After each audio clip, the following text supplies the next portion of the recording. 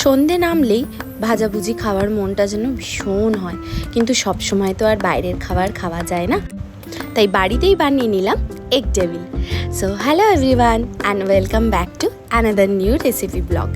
প্রথমেই একটা কড়াইতে কিছুটা তেল গরম করে তাতে কুচিয়ে রাখা পেঁয়াজ আর কুচিয়ে রাখা কাঁচা লঙ্কা দিয়ে হালকা করে ভেজে নিলাম।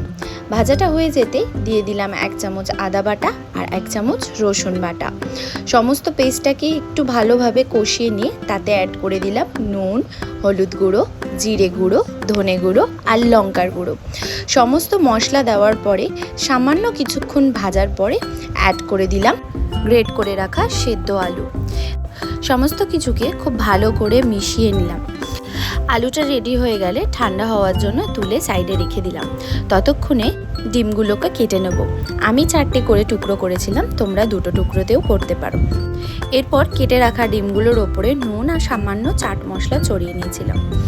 এবার কোটিংয়ের জন্য একটা বাটিতে 2টো ডিম, 1 চামচ কর্নফ্লাওয়ার আর সামান্য নুন দিয়ে ভালো মতো মিশিয়ে নিয়েছিলাম। এরপর আলুর যে মিশ্রণটা বানিয়ে রেখেছিলাম সেখান থেকে পরিমাণ মতো আলু নিয়ে মাঝে একটা ডিমের টুকরো দিয়ে চপের আকারটা দিয়ে নিলাম। সমস্ত কটাকেই বানিয়ে নেওয়ার পরে এবার কোটিংটা করে নেব। প্রথমেই ডিমের চপগুলোকে ডিমের ওই স্লারির মধ্যে একবার ঘুরিয়ে নিয়ে কর্নফ্লেক্স গুঁড়োর মধ্যে দিলাম। আমি 2বার করে কোটিং করেছি, তোমরা চাইলে একবার কোটিংও করতে পারো। এরপর বেশ খানিকক্ষণ আমি ফ্রিজে রেখেছিলাম জিনিসটাকে পুরোটা সেট হওয়ার জন্য। তারপরে কড়াই বসিয়ে গরম করে তেল, তার মধ্যে একে একে করে ছেড়ে দিয়ে ভেজে নিলাম লাল লাল করে।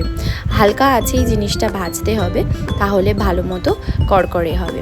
দেখো আমি যেটা ভেজেছিলাম ভীষণ সুন্দর কড়কড়ে হয়েছিল, তার আওয়াজটা তোমাদের একবার শুনিয়ে দিই।